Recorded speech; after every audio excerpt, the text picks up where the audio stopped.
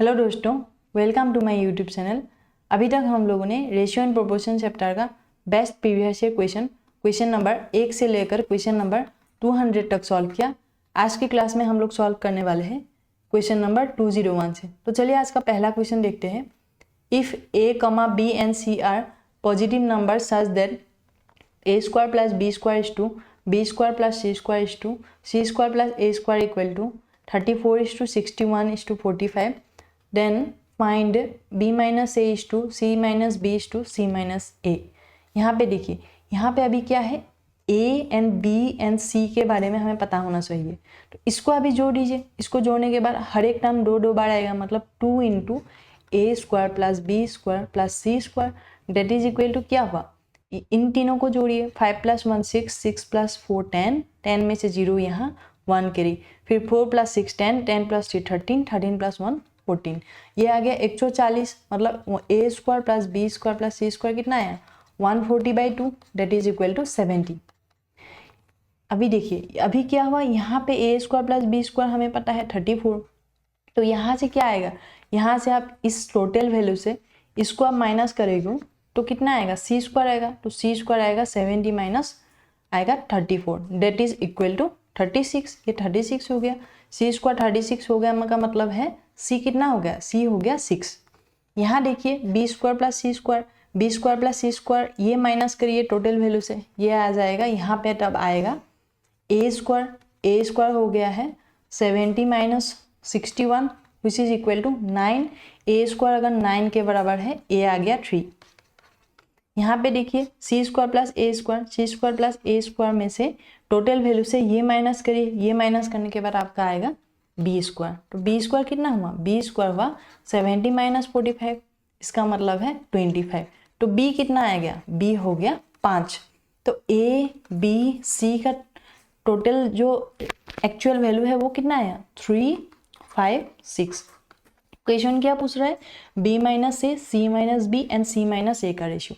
तो b minus ए 5 minus 3 2, फिर c minus B 6 minus 5 1, फिर c माइनस ए 6 माइनस 3 3। तो ये क्या आ गया 2:1:3 हो गया ऑप्शन नंबर बी। चलिए अगला question. If 42 36 and 35 are the first 3 terms of a proportion then the fourth term is. अभी मैंने आपको बताया था कि फोर्थ टर्म का जो फॉर्मूला होता है वो होता है B C by A, B C by A. यहाँ पे देखिए बी कितना हुआ 36, सी कितना हुआ 35 और ए हो गया आपका 42। यहाँ डिवाइड करिए 42 से, तो 7 से काटिए, 7 5 जा 35, 7 6 जा 42। तो 6 से 36 को काटिए, 6 6 जा 36, 6 इंटू 5 यहाँ पे आ गया, 6 इंटू 5 हो गया है 30। तो ऑप्शन नंबर सी।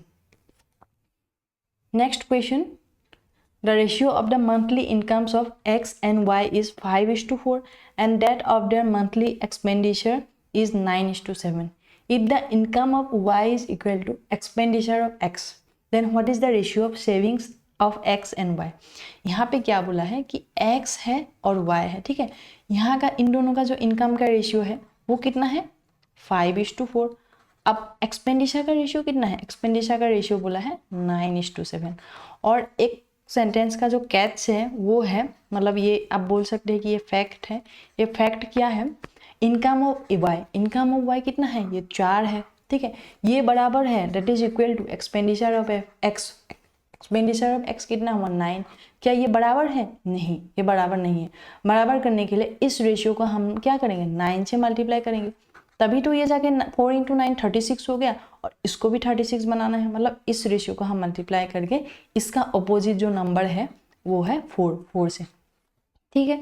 तो यहाँ पे आपका नया इनकम कितना हो गया, नया इनकम हो गया 5 × 9 45, 4 × 9 हो गया है 36, और एक्सपेंडिचर कितना हो गया, एक्सपेंडिचर हो गया 9 × 4 36 और y के लिए 7 × 4 28। अभी देखिए अभी y का जो इनकम है, y का इनकम क्या हो गया, एक्सपेंडिचर ऑफ x का एक्सपेंडिचर के साथ बराबर हो गया, मैच हो गया।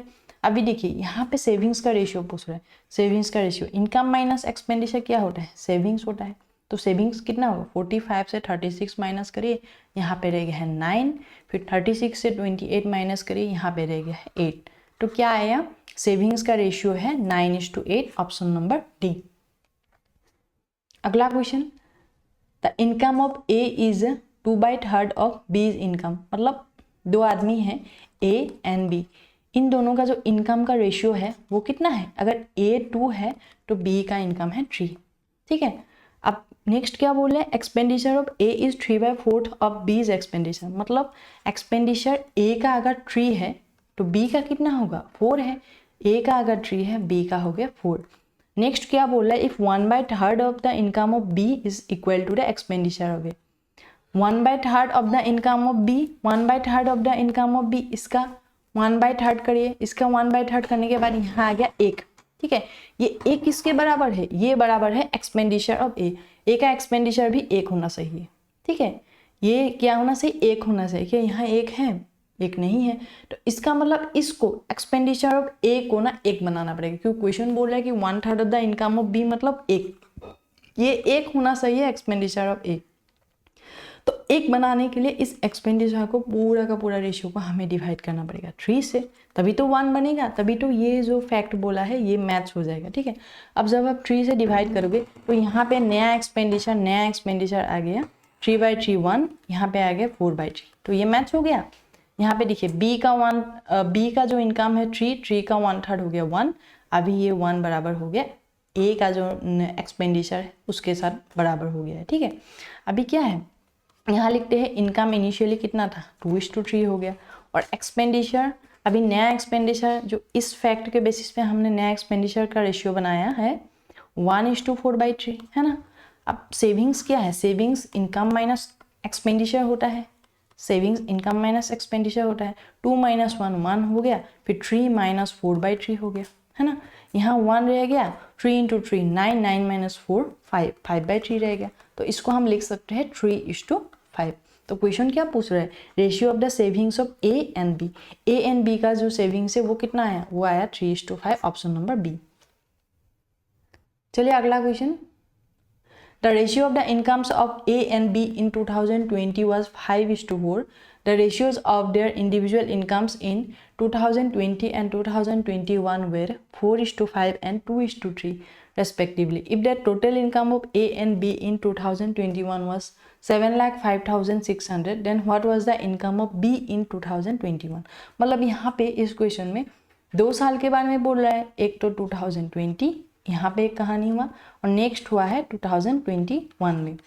यहाँ पे क्या हुआ, ए एंड बी का जो इनकम 2020 में कितना था, 2020 में था 5:4। फिर क्या हुआ ना, 2020 से 21 में से क्या हुआ, individual income A and B का किस रेशियो पे बढ़ गया, 4:5 एंड 2:3।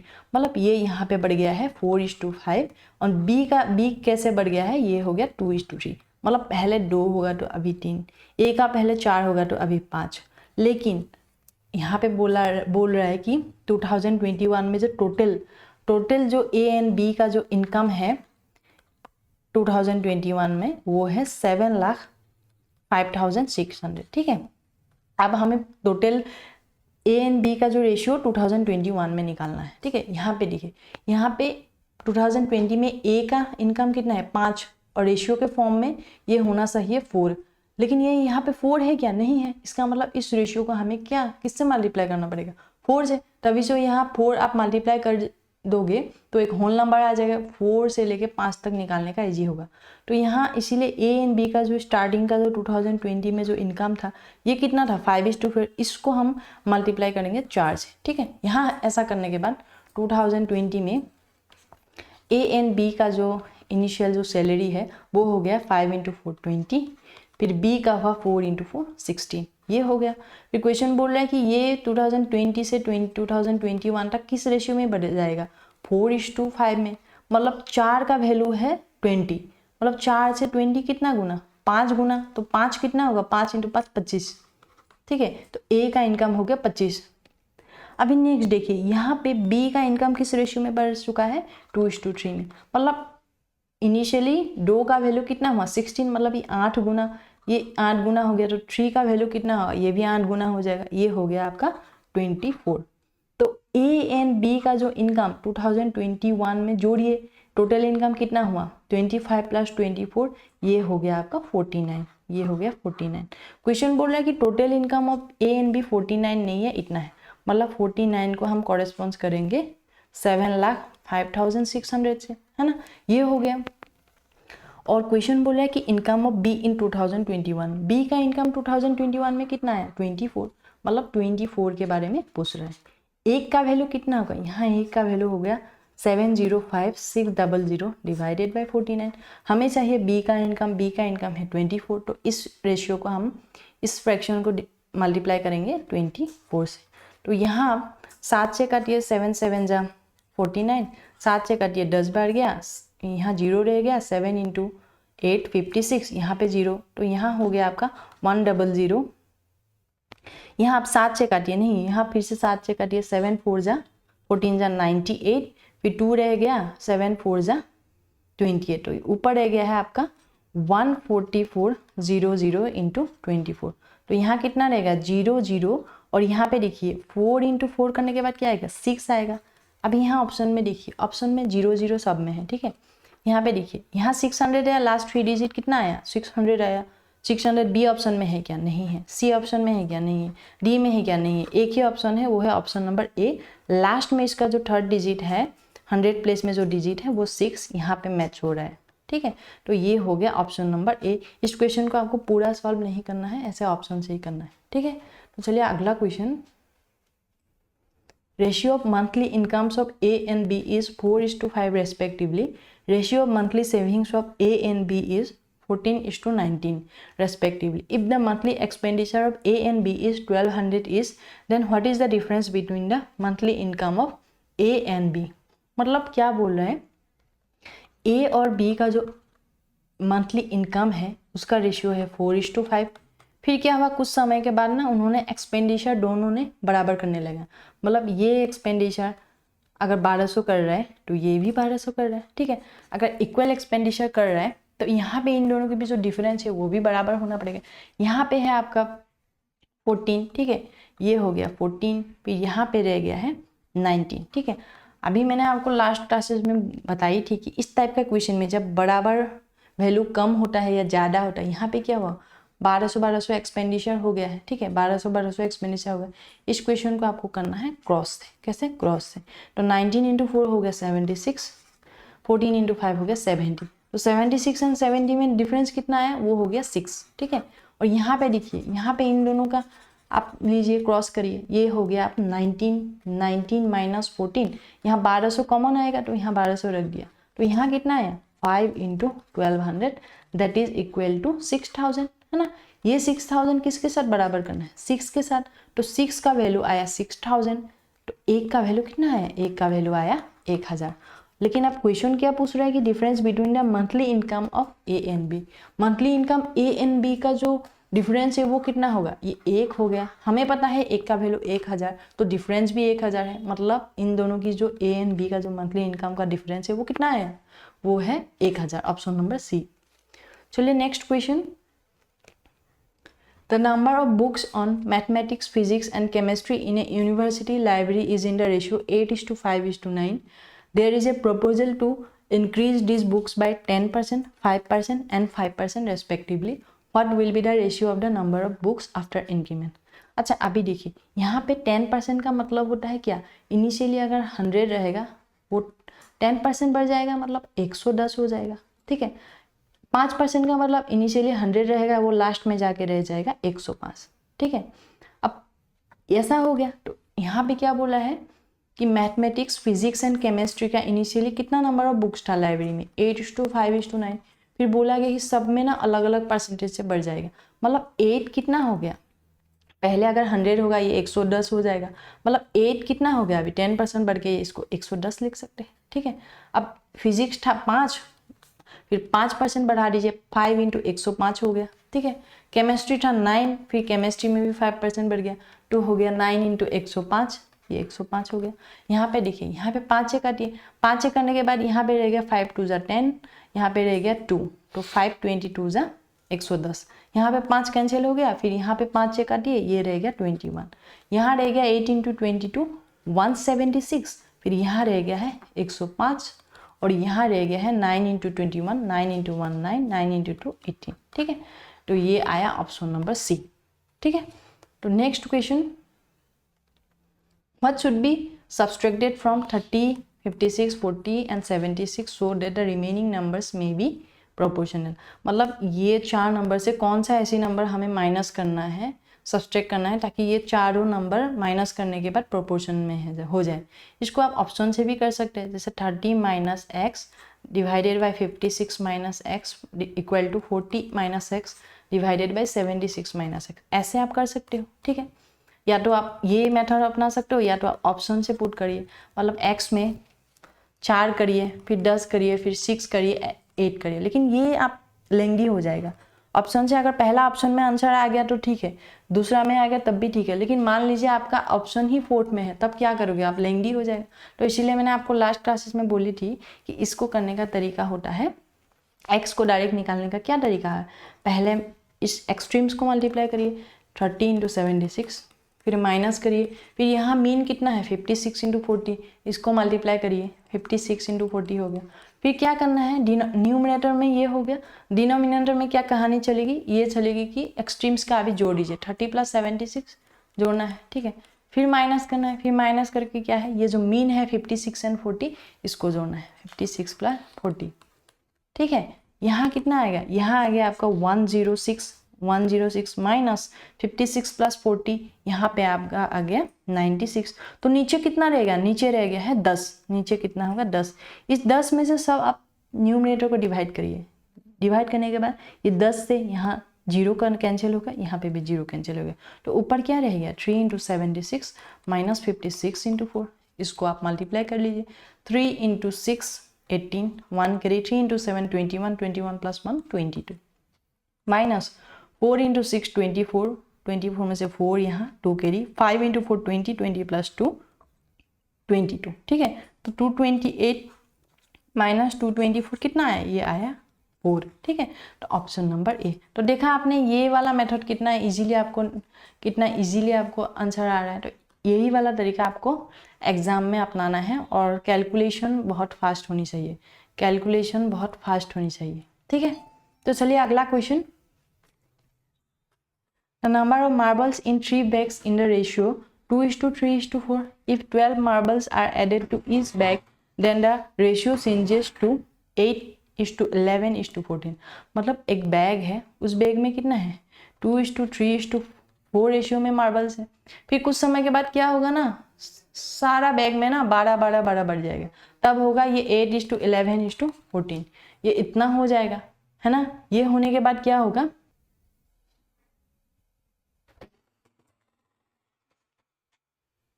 यहाँ 12 मार्बल्स बढ़ गया है। अभी देखिए ये वाला ना थर्ड वाला जो रेशियो है 4 and 14 हम यूज़ नहीं करेंगे, क्योंकि इससे ही हमें पता लग जाएगा। ठीक है, अभी हमें पता है 2 रेशियो पता है 2 and 2:3, फिर हमें पता है लास्ट में वो 12 बढ़ गया, यहाँ जब यहाँ पे भी 12 बढ़ गया, यहाँ पे भी 12 बढ़ गया।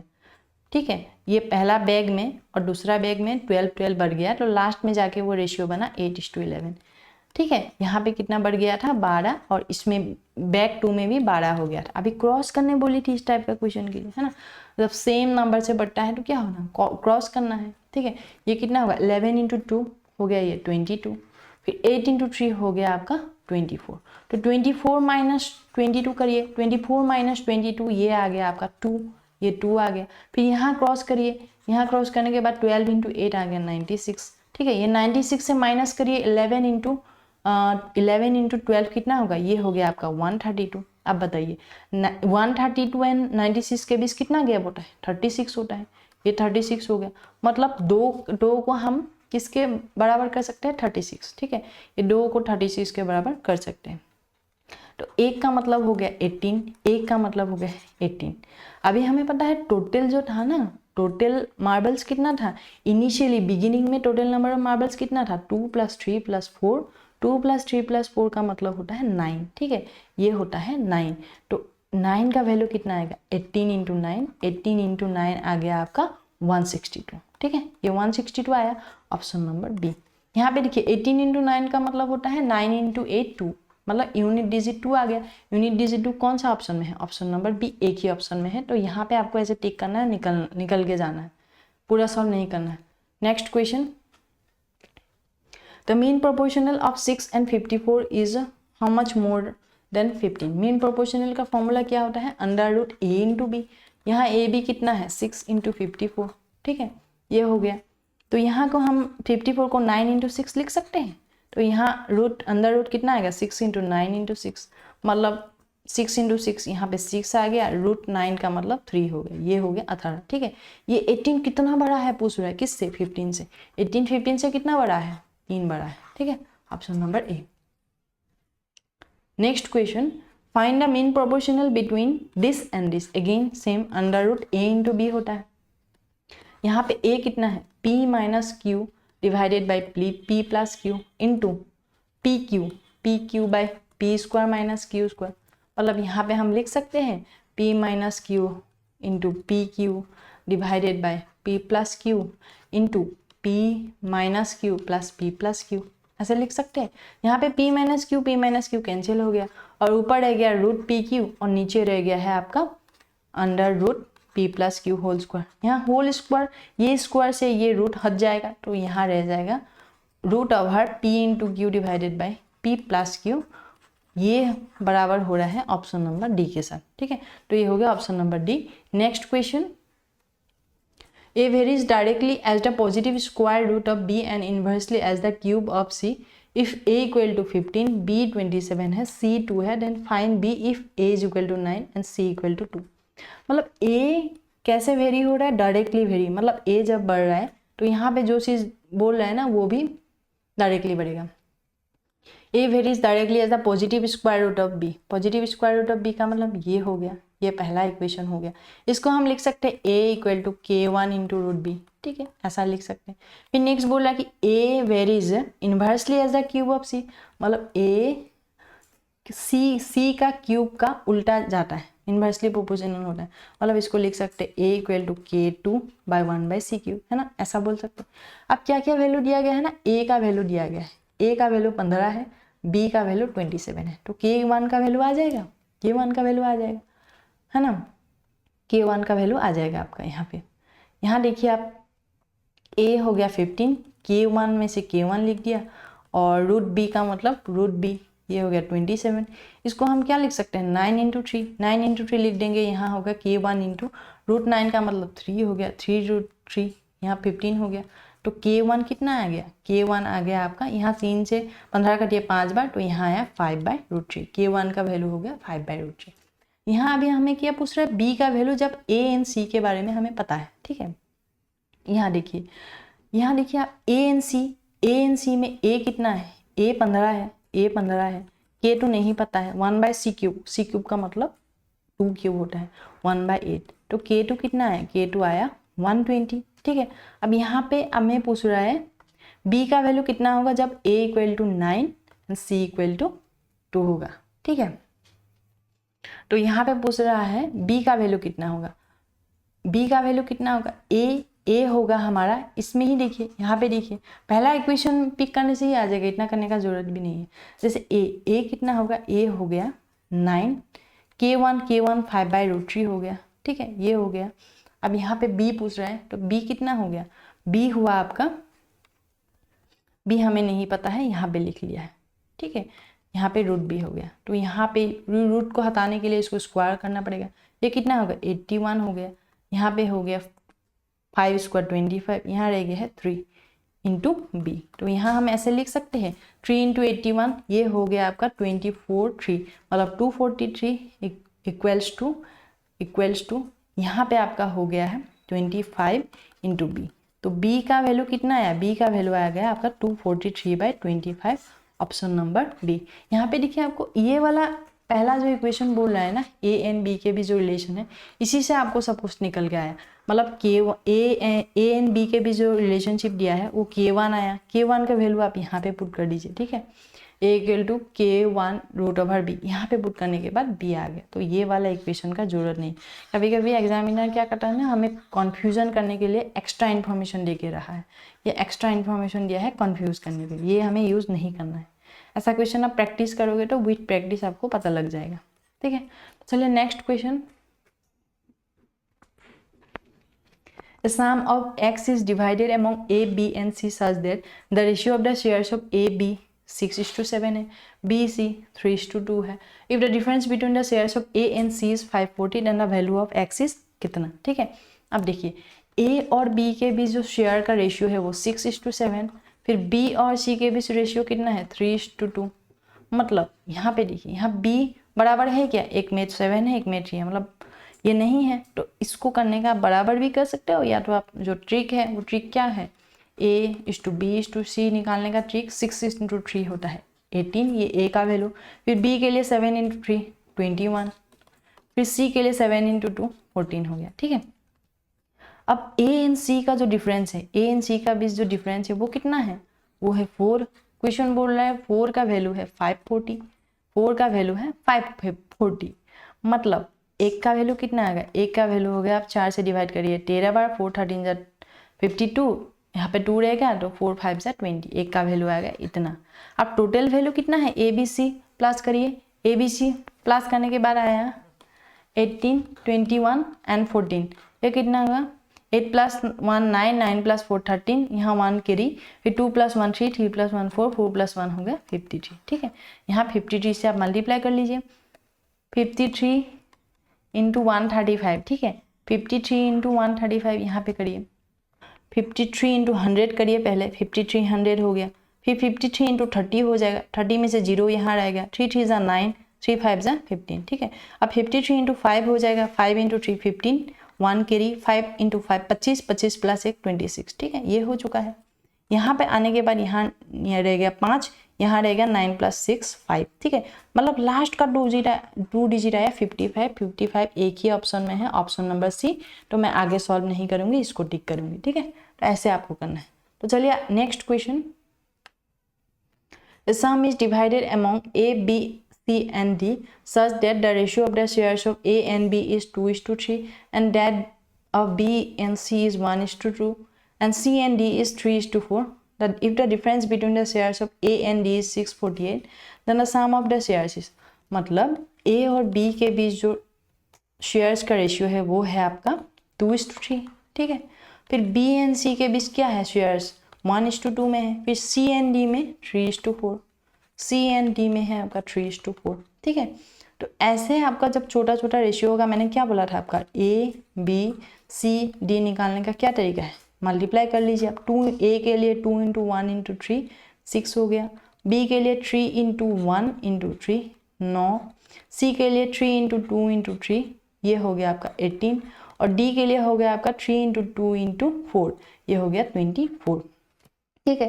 क्वेश्चन बोल रहा है कि A एंड D के बीच जो डिफरेंस है वो कितना है 648, 24 - 4 कितना होगा 24 से 6 माइनस करें, ये हो गया 18, ये 18 किसके बराबर है, ये बराबर है 648, मतलब 18 से आपका कितने बार जाएगा, 18 से 3 बार जाएगा पहले, 18 3 = 54, 10 रह गया तो 108 होगा, 18 6 = 108, ये 36 गुना हो गया। क्वेश्चन पूछ रहा है कि टोटल जो सम है शेयर्स का सम कितना है, इसको जोड़िए, इसका वैल्यू पूछ रहा है, इसका वैल्यू कितना होगा, ये हो गया 6 9 18 एंड 24, यहाँ आप जोड़ दीजिए, 8 + 4 12, 12 + 9 आपका हो गया है 21, 21 + 6 27, 7 यहाँ रह गया है 2 कैरी, 2 + 1 3, 3 + 2 हो गया आपका 5, ये टोटल सम कितना आया 56, लेकिन अभी हमें पता है मल्टीप्लिकेशन फैक्टर 36 आया, मतलब ये टोटल सम को कितना करना पड़ेगा 36 गुना। लास्ट डिजिट देखिए 7 × 6 क्या आया, लास्ट डिजिट 2 आएगा, उसके बाद कुछ यहाँ आएगा, तो ऑप्शन में देखिए कौन सा ऑप्शन में 2 है, ये इसमें भी नहीं है, इसमें भी नहीं है, इसमें भी नहीं, ऑप्शन नंबर ए में है, ठीक है। तो ये हो जाएगा option number A 2053 is the sum of the shares, ठीक है। Next question, A person divided a certain sum between his 3 sons in the ratio 3:4:5. Had he divided the sum in the ratio 1/3, 1/4 and 1/5, then the son who got the least share earlier would have got 1188 more. मतलब एक लोगों ने क्या किया, उनका 3 बेटा है, उसको किस रेशियो पे उसको पैसा डिवाइड किया था 3:4:5 में, मतलब सबसे कम किसको मिला, the son who got the least के बारे में पूछा जाए तो इसको कम मिला, इसको सबसे कम मिला, ठीक है। अब इसको टोटल, यहाँ पे टोटल शेयर कितना आया, 4 + 3 + 5, ये हो गया 12, ठीक है। अब क्या हुआ ना, कुछ समय के बाद बोला कि नहीं, इसको 3:4:5 में हम डिवाइड नहीं करेंगे, इसको अलग रेशियो में डिवाइड करेंगे। वो अलग रेशियो है 1/3, 1/4 एंड 1/5। ऐसा करने के बाद भी क्या होगा, टोटल सम तो अभी भी बराबर होना चाहिए, मतलब ये 12 है, ये भी 12 होना चाहिए। यही तो कॉन्सेप्ट है इसमें, यही कॉन्सेप्ट है, ठीक है। यहाँ पे एलसीएम ले लीजिए, सिंप्लीफाई करेंगे, 3, 4, 5 का एलसीएम है 60, ठीक है। 60 से हर एक रेशियो का नंबर को मल्टीप्लाई करिए, तो 3 से यहाँ मल्टीप्लाई करिए, कितना होगा 20, फिर 16 × 1/4 15, फिर 16 × 1/5 हो गया आपका 12, ठीक है। इनको जोड़िए आप, टोटल सम आ गया 20 + 35 15 हो गया आपका 35, 35 से 12 ऐड करिए, 35 से 10 45, 45 + 2 हो गया 47, ठीक है। यहाँ पे देखिए, पहले 3:4:5 अगर करते तो 12 पार्ट होता, अभी आ गया 47। ये बराबर है क्या, बराबर नहीं है, तो हमें क्या करना पड़ेगा, पहला जो रेशियो है ये आ गया था आपका 12, ये 12, इसको आप मल्टीप्लाई करेंगे हम किससे, 47 से, ठीक है। ये क्रॉस हो जाएगा, यहाँ पे क्रॉस हो जाएगा। और जो नेक्स्ट रेशियो, दूसरा रेशियो आया था वो था 20:15:12, ये था, ये कितना आया, ये आ गया था 47। इसको बराबर करने के लिए इसको 12 गुना से मल्टीप्लाई करेंगे, ठीक है। अब क्वेश्चन क्या बोल रहा है, जो बेटा सबसे कम मिला था, किसको मिला था, 3 वाला सबसे कम मिला था, इसको इस रेशियो के अकॉर्डिंग मल्टीप्लिकेशन फैक्टर अभी जब ऐड कर दिया हम लोगों ने, तो कितना आएगा, सबसे कम 3 × 47 इसको मिला था। अभी कितना मिल रहा है, अभी मिल रहा है उसको 20 × 12, अभी इतना मिल रहा है, पहले इतना मिल रहा था, अभी इतना मिल रहा है। इन दोनों के बीच जो डिफरेंस है, मतलब 1188 मोर का मतलब क्या होगा, अभी से पहले की तुलना में वो क्या होगा, 1188 रुपीज़ ज़्यादा मिल रहा है, ठीक है। ये पता होने के बाद अभी टोटल जो सम है, टोटल सम कितना 47 का निकल आएगा, ठीक है। यहाँ देखिए 3 से मल्टीप्लाई करिए, 3 × 7 21, ठीक है। 21 का 2 कैरी, 3 × 4 12, 12 + 2 ये हो गया आपका 14, 141 आया। यहाँ पे आया 12 × 20 240, ठीक है।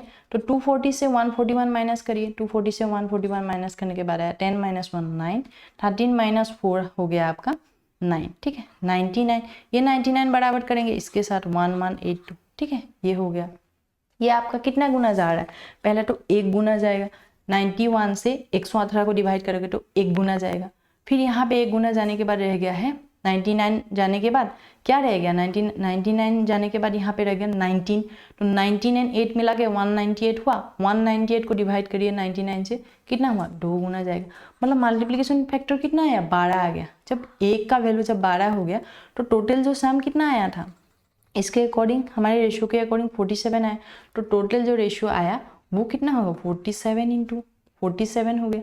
तो 47 × 12 करिए, 47 × 12 करने के बाद यहाँ पे आपका आएगा टोटल जो सम हो गया 47 × 12 × 12 हो जाएगा आपका, ठीक है। ये 12 आया मल्टीप्लिकेशन फैक्टर 12 आएगा, और टोटल सम 47 नहीं था, टोटल सम था 12 × 47, यहाँ पे फिर से 12 मल्टीप्लाई हो जाएगा, ठीक है। यहाँ पे देखिए, यहाँ पे ऑप्शन 0 है, 2 ऑप्शन में, ये नहीं हो सकता, ये नहीं हो सकता। ऑप्शन नंबर बी सी में 8 है, मतलब इसको हमें पूरा करना पड़ेगा, ठीक है। तो 12 × 12 कितना हुआ 144, 144 के साथ 47 मल्टीप्लाई करिए, कितना होगा, यहाँ 144 × 40 करिए, 0 रह गया, 4 × 4 16, 1 करिए, 14 × 4 56, 56 + 1 57, ठीक है। अब 7 से करिए, 7 4 = 28, यहाँ 8 रह गया, 2 कैरी, 14 7 = 98, 98 + 2 100, ठीक है। ये ऐड कर लीजिए, ऐड करने के बाद यहाँ रह गया 68, यहाँ रह गया आपका 67, ये हो गया आपका 67 68 इज द सम, ठीक है। इतना सम था, तो ये मैच हो गया है ऑप्शन नंबर बी के साथ, ठीक है। यहाँ जब आप ऐड करोगे ना, लास्ट में 68 आ रहा था, यहाँ पे 68 आ रहा था, ऑप्शन में देखा कि ये 68 है, मतलब मैं पूरा सॉल्व नहीं करूँगी, ये टिक करके निकल जाऊँगी, ठीक है। ऐसे आपको सॉल्व करना है। Next question, a certain sum is divided between A, B, C and D such that the ratio of shares of A and B is 1:3, that of B and C is 2:5, and that of C and D is 2:3. If the difference between the shares of A and C is 3510, then the share of D is what? मतलब A और B के भी जो share है वो कितना है 1:3, फिर B और C के भी शेयर है 2:5, फिर C और D के भी कितना है 2:3, ठीक है। तो मैंने आपको कैसे बोला था कि इसको कैसे आपको रेशियो निकालना है। ए बी सी डी के लिए, ए के लिए पहले 2 इंटू 2 इंटू 1, ए 4 हो गया। बी के लिए 3 इंटू 2 इंटू 2, ये हो गया आपका 12।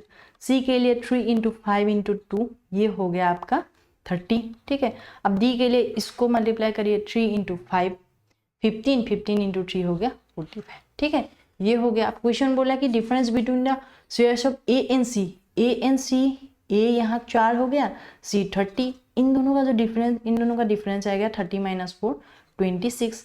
ये 26 किसके बराबर है, ये बराबर है 3510, ये इसके बराबर है। तो पूछ रहा है कि डी का शेयर कितना होगा, डी का शेयर कितना है, डी का शेयर है 45। ठीक है, यहाँ आप देखिए, यहाँ आप 13 से पहले तो 2 से काटिए, 2 से काटने के बाद 13 बार जाएगा, 2 से काटने के बाद 10 से 5 बार जाएगा। 13 से काटिए, 13 13 2 जा 26, 26 होने के बाद 35 माइनस 26 9 रह गया, मतलब 91 होगा। 13 7 जा 91। तो यहाँ कितना आ गया, यहाँ आ गया आपका 27 इंटू 5, एक का वैल्यू आ गया आपका 27 इंटू 5। हमें क्या चाहिए, हमें चाहिए 45 का वैल्यू, डी का मतलब होता है 45, डी मतलब होता है 45। 45 के लिए 27 इंटू 5 इंटू 45 मल्टीप्लाई करिए। यहाँ पे देखिए last 7 into 5 into 5 unit digit multiply करने के बाद लास्ट में इसमें जो आएगा आंसर, उसमें यूनिट डिजिट कितना आ रहा है, 5 आ रहा है, और बाकी यहाँ पे आ रहा है। ठीक है, अब 5 किस ऑप्शन में है, इसमें भी नहीं है, इसमें भी नहीं, इसमें भी नहीं है, ऑप्शन नंबर ए। ठीक है, 6075, इसको आप पूरा करोगे तब भी आपको यही आएगा। ठीक है, तो मैं पूरा सॉल्व नहीं करूँगी, इसको आपको एग्जाम में यही अप्रोच से करना है। ठीक है, तो चलिए next question. A sum of rupees 7786 is divided between A, B and C in such a way that the ratio of A's money and B's money is 3:4 and the ratio of B's and C's money is 12:13.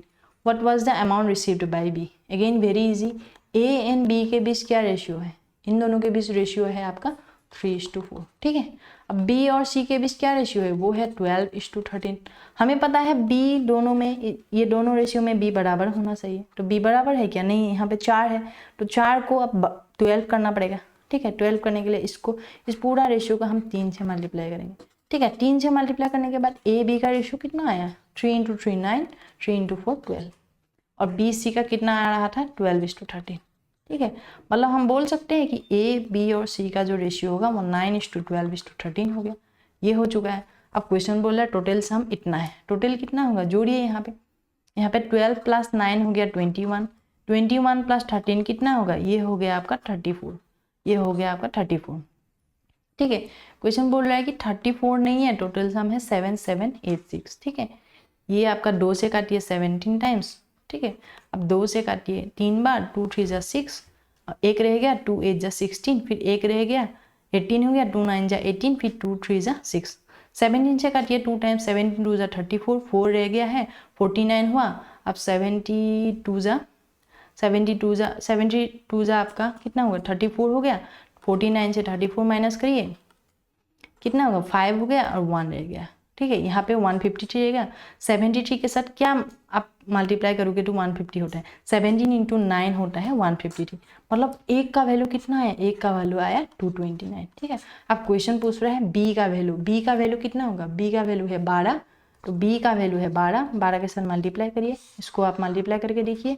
12 into 9 108, 108 होता है, 8 यहाँ लिखिए, 10 यहाँ लिखिए। 12 into 2 24, 24 plus 10 हो जाएगा आपका 34, 34 में से 4 यहाँ रह गया, 3 करी। 12 इंटू 2 24, 24 प्लस 3 27, कितना आया बी का सम, बी को कितना अमाउंट रिसीव हुआ 2748, ऑप्शन नंबर सी। इस टाइप का क्वेश्चन में कुछ नहीं है, आपको कैलकुलेशन पे ध्यान देना है, कैलकुलेशन पे आपको ध्यान देना है। इसमें यूनिट डिजिट से आप नहीं कर सकते हो, क्योंकि 9 इंटू 2 18 होता है, 8 यूनिट डिजिट तीनों ऑप्शन में है। ठीक है, तो इसको पूरा करना है आपको। Next question, Adi and Dia together have 1440 rupees. If 3/10 of Adi's amount is equal to 3/5 of Dia's amount, how much amount does Dia have? मतलब आदि के पास 3/10 आदि, ये बराबर है 3/5 ऑफ दिया। इसका मतलब 5 है, यहाँ 2 बार गया। ठीक है, यहाँ 2 बार होने के बाद 3 से 3 बार गया, तो कितना रह गया आपका a/2 इक्वल टू डी, मतलब a इक्वल टू 2d, मतलब a कितना है, दिया से 2 गुना है, 1 के 5 दिया से 2 गुना रेशियो में पैसा है, A:D हो गया 2:1, ठीक है, ये हो चुका है। क्वेश्चन बोल रहा है इन टोटल जो सम है वो 1440 है, टोटल इन दोनों का सम कितना है 3 है, 3 इज इक्विवेलेंट टू 1440। तो इसको डिवाइड करिए, डिवाइड करने के बाद 3 से 4 बार गया 12, यहाँ 2 रह गया, फिर 3 8 जा 24, यहाँ 0 हो गया, ठीक है, ये हो चुका है 480। तो एक का वैल्यू आ गया 480, ठीक है। क्वेश्चन क्या पूछ रहा है, हाउ मच अमाउंट डज दिया है, दिया के पास एक पार्ट था, एक का वैल्यू आ गया 480, तो ऑप्शन नंबर ए, ठीक है। Next question, the ratio of prices of coffee and tea is 3:4 and the ratio of their quantities consumed by family is 4:7. then what is the ratio of the expenditure on coffee and tea? मैंने आपको last classes में बोला था कि prices into consumption क्या होता है, that is equal to expenditure, मतलब 1 kg का प्राइस कितना होगा और टोटल आप कितना कंज्यूम कर रहे हो, इसका टोटल क्या डेटा है, ये एक्सपेंडिचर मतलब खर्चा डेटा है, ठीक है। तो यहाँ पे 3:4 क्या है, ये आपका है प्राइस का रेशियो, कंजम्पशन का रेशियो कितना है, वो है 4:7। तो एक्सपेंडिचर कितना आया, प्राइस इंटू एक्सपेंडिचर होता है, प्राइस इंटू एक्सपेंडिचर मल्टीप्लाई करिए, 3 × 4 12, 4 × 7 हो गया आपका 28, ठीक है। 4 से काटिए 3 बार, 4 से काटिए 7 टाइम, तो 3:7, B is the correct answer, ठीक है। Next question, if 10a³ + 4b³ divided is to 11a³ - 15b³ equals to 7:5, मतलब तब ये वाला क्या पूछ रहा है, ये वाला का वैल्यू, मतलब इस रेशियो से ना ए और बी का वैल्यू अगर पता लग जाएगा तो यहाँ पुट कर देंगे तो ये निकल आएगा, ठीक है। तो क्या बोल रहा है, 10a³ + 4b³ divided by 11a³ - 15b³ ये बराबर है 7/5, है ना। तो यहाँ क्या होगा, 5 से मल्टीप्लाई करिए इस ऊपर वाला न्यूमरेटर को, तो 50a³ + 20b³, ठीक है। 7 से करिए इसको डिनोमिनेटर को, 77a³ - 15 × 7 105b³, ये हो गया। फिर यहाँ क्या होगा, 77 से 50 माइनस करिए, यहाँ लेके जाइए तो यहाँ रह गया आपका 27a³, ठीक है, ये हो गया। फिर 105 से यहाँ लेके आइए तो क्या होगा, 105 + 20 ये हो गया 125b³, ठीक है, ये हो चुका है। तो हम बोल सकते हैं कि b³ / a³ = 27/125, इसको हम लिख सकते हैं 3³ / 5³, मतलब b/a कितना हुआ 3/5। तो a का वैल्यू आ गया 5, b का वैल्यू आ गया 3, ये हम कहाँ पुट करेंगे, यहाँ पुट करेंगे, पुट कर दीजिए 3a + 5b divided by 9a - 2b, ठीक है। 3 × 5 15 + 5 × b 15 हो गया, फिर 9 × a 45 - 2 × b 6 हो गया, यहाँ पे क्या हो गया 15 + 15 30, 45 - 6 यहाँ पे हो गया आपका 39, ठीक है, 39 हो गया। यहाँ आप काटिए, 3 से काटिए 10 बार गया ऊपर, 3 से काटिए 13 बार, ठीक है। तो यहाँ रह गया 10/13, मैच हो रहा है ऑप्शन नंबर ए के साथ 10:13, ठीक है। Next question, A B and C के बीच जो रेशियो है वो है 1/4, 1/3 एंड 1/2, ठीक है। मतलब पूछ रहा है a/b = b/c = b/c = c/a कितना है, मतलब a b c का वैल्यू पता होना चाहिए। अभी यहाँ फ्रैक्शन में है तो हमें मुश्किल होगा, है ना।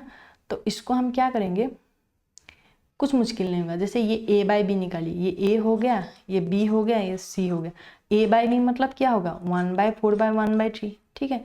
इसको हम कैसे लिख सकते हैं, इसको लिख सकते हैं 3/4, मतलब a को जब b से डिवाइड करोगे तो ये क्या हो गया, ये हो जाता है आपका 3:4, मतलब 3 यहाँ जाएगा, 4 यहाँ चला जाएगा, ठीक है।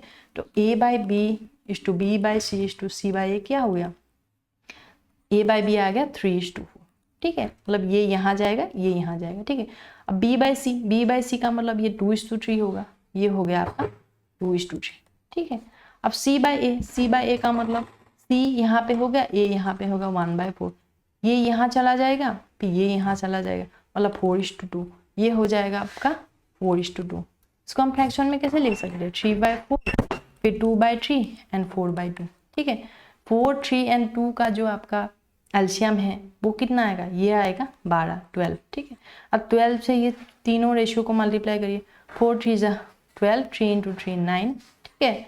यहाँ पे 12 से मल्टीप्लाई करिए, 3 4 = 12, 4 2 = 8, ठीक है। फिर यहाँ 12 से मल्टीप्लाई करिए, ये क्या होगा 4/2 मतलब 2, 2 × 12 हो जाएगा 24। ऑप्शन नंबर आपका रह गया है C, 9:8:24 is the correct answer. Next question, the ratio of the incomes of A and B last year was 4:3 respectively. The ratio of the individual incomes of the last year and the present year are 3:4 and 5:6 respectively. If their total income for the present year is 8.04 lakhs, then the income of B last year, मतलब B का income last year में पूछ रहा है, ठीक है। अभी देखिए A और B का जो लास्ट ईयर का जो इनकम है वो किस रेशियो पे था, वो 4:3 में है ना, ये बोल रहा है। ये बोल रहा है कि the ratio of the individual incomes of the last year and present year, मतलब ये जो 4 पहले था अभी कितना होगा, अभी 3:4 रेशियो में बढ़ रहा है अभी प्रेजेंट ईयर, ठीक है। और B कैसे बढ़ रहा है, B बढ़ रहा है 5:6 पे, ठीक है। मतलब अगर 3 होता लास्ट ईयर में अभी 4 होता, B का लास्ट ईयर में 5 होता अभी 6 है, ऐसा है क्या, नहीं है। मतलब यहाँ अगर 3 होता तो आपको डिवाइड करने में अच्छा होता, तो इस रेशियो का हम 3 से मल्टीप्लाई कर लेंगे। यहाँ अगर B का अगर वैल्यू 5 होता तो अभी 6 होता, लेकिन यहाँ पे 3 है, ठीक है, यहाँ पे है 3, तो इसको हम 5 से मल्टीप्लाई करेंगे। मतलब ये पूरा का पूरा रेशियो हम मल्टीप्लाई करेंगे 15 से, ठीक है। 15 से क्यों, ताकि ये जो रेशियो जब हमें दिया गया है प्रेजेंट एंड लास्ट ईयर का बीच जो रेशियो दिया गया है वो डिवाइड करने के लिए ईजी होगा, ठीक है। ऐसा होने के बाद लास्ट ईयर का इनकम कितना आया, 15 से मल्टीप्लाई करिए। A और B का कितना आया, 4 × 15 60, फिर B का 3 × 15 45। प्रेजेंट ईयर का कैसे पता लगेगा आपका, 3:4 रेशियो में बढ़ रहा है, 3:4 मतलब पहला साल में अगर 3 पार्ट का वैल्यू 60 मतलब 20 गुना, अभी कितना होगा 4 है, 4 × 20 ये रह गया 80, ठीक है। अब B के लिए कितना है, 5:6 रेशियो में बढ़ रहा है, मतलब लास्ट ईयर कितना था 45, मतलब ये 5 से कितना गुना, 9 गुना। अगर लास्ट ईयर 9 गुना हो रहा है तो प्रेजेंट ईयर को भी 9 गुना करना पड़ेगा, 6 × 9 हो गया 54, ठीक है, ये 54 आ गया। क्वेश्चन बोल रहा है if their total income from the present year is 8.04 लाख। अब प्रेजेंट ईयर का इनकम कितना आया, इतना आया, इनको जोड़ दीजिए, ये जोड़ने के बाद आएगा आपका 134, 80 + 54 आ गया आपका 134, ठीक है। 134 आ गया आपका 8.04 लाख के बराबर, ठीक है। तो B का लास्ट ईयर का इनकम कितना है, B का लास्ट ईयर का इनकम आपका यहाँ पे आ गया था आपका 45, B का लास्ट ईयर इनकम का 45, तो 45 के बारे में आपको पूछ रहा है, ठीक है। यहाँ देखिए अब 134 से इसको डिवाइड करिएगा कितने बार, 6 टाइम्स गया, 6 टाइम्स गया, तो 1 का वैल्यू हो गया, 1 का वैल्यू पाने के लिए आपको इसको 6 गुना करना पड़ेगा। हमें पता है B का लास्ट ईयर का इनकम 45 है, तो कितना होगा 45 × 6 करिए, 45 × 6 करने के बाद 6 × 5 30, 0 रह गया, 3 कैरी, 6 × 4 24, 24 + 3 हो गया 27, ठीक है। तो ये कितना आ गया 270 आ गया। अब 270 मतलब अब 27 कहाँ पे ऑप्शन में दिख रहा है, इसमें नहीं, इसमें नहीं, इसमें नहीं, ऑप्शन नंबर ए, ऑप्शन नंबर ए पे ही 27 आ रहा है, ठीक है। यहाँ पे मैंने पॉइंट एंड जीरो का इसलिए ध्यान नहीं रखा, देखिए क्यों ध्यान नहीं रखा, क्योंकि हर एक ऑप्शन में अलग अलग नंबर है। जब अलग अलग नंबर है हम पॉइंट एंड जीरो का क्यों ध्यान रखेंगे, ये तब ध्यान रखेंगे ना जब हर एक ऑप्शन में पॉइंट 2 डिजिट में है, एक में 3 डिजिट में है, एक में 4 डिजिट में, तब ध्यान देना है, ठीक है। तो इसीलिए आपको पॉइंट एंड जीरो का ध्यान नहीं रखना है, इंपॉर्टेंट है ये। Next question, if P is to Q equal to 3:4 and Q is to 4 हो गया 4:7, then find P + Q is to Q + R is to R + U। मतलब P Q का रेशियो है 3:4 और Q R का ratio है 4:7। यहाँ पे देखिए Q दोनों में बराबर है, मतलब 3:4:7 हम लिख सकते हैं P Q R का रेशियो, है ना, ये हो गया। क्वेश्चन बोल रहा है P + Q, Q + R and R + P का रेशियो। P + Q कितना होगा 3 + 4 7, Q + R हो गया 11, फिर R + P हो गया, R + P हो गया 3 + 7 हो गया 10, ठीक है। ये कितना आया 7:11:10, ऑप्शन नंबर डी, ठीक है। Next question, the income of P Q R and R in the ratio 10:12:9 and their expenditures are in the ratio 12:15:8. If Q saves 25% of his income, then what is the ratio of the savings of P Q R, ठीक है। अभी देखिए income के बारे में बोल रहा है, तीन मेंबर है PQR, इन तीनों का इनकम का रेशियो है 10:12:9, ठीक है। और इनका एक्सपेंडिचर का जो रेशियो है वो है 12:15:8, ठीक है। अब क्वेश्चन बोल रहा है कि Q जो है ना 25% सेव करता है अपना, Q का इनकम 12 है, ठीक है। Q का इनकम 12, ये इनकम है Q का इनकम, इसका 25% मतलब 1/4, इसका 1/4 करिए तो 12 × 1/4 हो गया 3, मतलब Q कितना सेव करता है, Q सेव करता है 3, ठीक है। ये 3 हो गया, मतलब Q का इनकम फिक्स्ड हो गया 12, और तब Q का इनकम जब 12 सेव हो गया, ये कितना सेव करता है टर्म, ये होता है आपका 9, ठीक है। और सॉरी ये हो गया आपका 3, मतलब 12 - 3 कितना आना चाहिए, यहाँ पे आपका आना चाहिए था 9, यहाँ पे आपका आना चाहिए था 9, ठीक है। इधर आपका आना चाहिए था 9, ठीक है, 9 आना चाहिए था, ठीक है। लेकिन 9 है क्या, ये 9 नहीं, इसको 9 बनाने के लिए 15 को अभी क्या बनाना पड़ेगा, 15 को बनाना पड़ेगा 9, तो 15 को 9 बनाने के लिए क्या करना पड़ेगा, 9/15 से मल्टीप्लाई करना पड़ेगा, तभी तो बन जाएगा। 15 को 9/15 से इसलिए मल्टीप्लाई करोगे ताकि 9 बनाना है, ये वाला जो फैक्ट है ये क्या हुआ, बैलेंस हो जाए, मैच हो जाए इसमें, ठीक है। ये 9/15 से मल्टीप्लाई करने के बाद ये पूरा का पूरा इक्वेशन को भी आप रेशियो को भी 9/15 से करना पड़ेगा, ठीक है। ऐसा करने के बाद क्या आएगा, इनकम कितना आएगा 10:12:9 हो गया, और एक्सपेंडिचर कितना होगा 9/15, 12 × 9/15 हो गया, फिर यहाँ 15 × 9/15 9 हो गया, फिर R का कितना होगा 8 × 9/15 हो गया, ठीक है।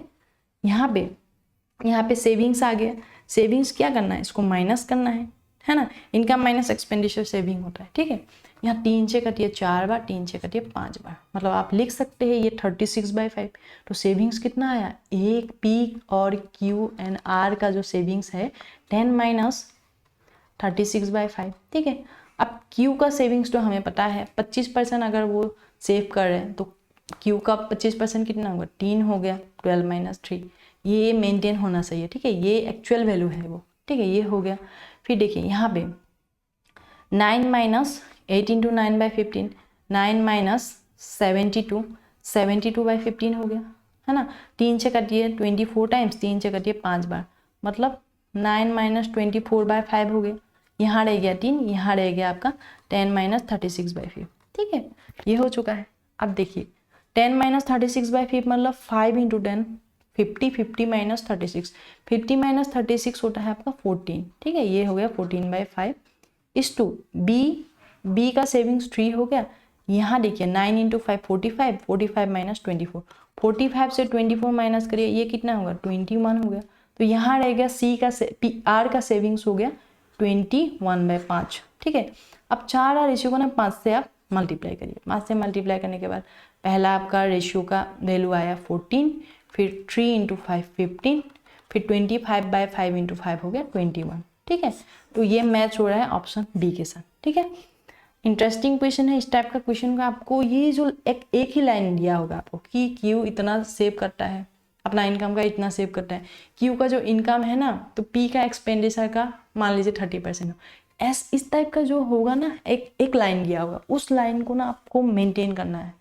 उसको मेंटेन करने के बाद क्या करना है, पूरा का पूरा रेशियो को आप मल्टीप्लिकेशन फैक्टर जैसे 9/15 लेके आए, क्यों, क्योंकि इसको बनाना था हमें 9, तभी तो वो मैच होगा ना, क्यू 25% सेव करेगा वो, ये होने के बाद ये पी एन आर में भी चेंजेस आ जाएगा, ये आने के बाद जो जो क्वेश्चन पूछ रहा है उसको आपको करके जाना है, ठीक है, आंसर अपने आप निकल आएगा, ठीक है ना। तो चलिए दोस्तों, अभी हम लोग आज का क्लास का आखिरी क्वेश्चन पे पहुंच गए हैं, तो देखते हैं। The ratio of expenditure to savings of a women is 4:1, ठीक है। एक्सपेंडिचर एंड सेविंग वो किस रेशियो पे कर रहा है, वो 4:1 में कर रहा है, ठीक है। If her income and expenditure are increase by 20%, income 20% से बढ़ रहा है और एक्सपेंडिचर भी वो 10% से बढ़ रहा है, ठीक है। अब एक्सपेंडिचर प्लस सेविंग क्या होता है, ये होता है इनकम, ठीक है। इनकम हो गया 5, अब क्वेश्चन बोल रहा है इनकम जो है ना 20% बढ़ गया है, 20% का मतलब क्या होता है, 20% का मतलब होता है आपका 1/5, ठीक है, ये 1/5 है। अब इसका क्या हो गया, इफ हर इनकम 20% से बढ़ गया है, मतलब ये कितना होगा 20% ले लीजिए, इसका 20% ले लीजिए, इसका 20% कितना होगा, ये हो गया 5 इंटू 1/5, 5 इंटू 1/5 1, तो 5 से 1 बढ़ा दीजिए, ठीक है, 5 को 1 बढ़ा दीजिए, ये कितना होगा, इनकम अभी 6 हो गया, ठीक है। अब एक्सपेंडिचर भी बढ़ा रही है, वो एक्सपेंडिचर 10% बढ़ा रही है, एक्सपेंडिचर बढ़ा रही है 10%, मतलब पहले था 4, अब 10% हो रहा है का मतलब 1.1 हो रहा है, तो लास्ट में वो जाके हो रहा है 4.4। ये कितना हो रहा है, एक्सपेंडिचर हो रहा है 4.4। इनकम माइनस एक्सपेंडिचर सेविंग्स होता है, तो ये जो है ये वुमेन का अभी कितना हुआ, 6 माइनस 4.4 करिए, 6 माइनस 4.4 करने के बाद आपका आ गया है 6 माइनस 4 करिए 2 माइनस 0.4 हो गया है आपका 1.6, ठीक है। तो सेविंग्स क्या हो रहा है, पहले 1 था, अब जाके हो रहा है 1.6। 1.6 का मतलब क्या होता है, वो 60% बढ़ रहा है, ठीक है। 60% ऑप्शन में कौन सा ऑप्शन है, ये ऑप्शन नंबर सी, ठीक है। तो ये 60% हो गया। तो चलिए दोस्तों, आज के लिए इतना ही। अभी आप लोग क्वेश्चन नंबर 225 तक पहुंच गया है, previous year question ratio and proportion chapter का बेस्ट PYQ क्वेश्चन से। मैं किस तरीके से सॉल्व करती हूँ ये आप माइन्यूटली देखिए, जैसे कैलकुलेशन, यूनिट डिजिट, हर एक टर्म को आप ध्यान से देखिए, ठीक है। घर में प्रैक्टिस करिए और मॉक में इम्प्लीमेंट करिए, तभी आप जाके ना एग्जाम में वो 25 क्वेश्चन 15 मिनट में सॉल्व कर पाओगे, ठीक है। तो इसको बार बार प्रैक्टिस करना है, रिविजन इज द किंग, ठीक है। तो आज के लिए इतना ही, हम मिलते हैं अगले वीडियो में। Thank you.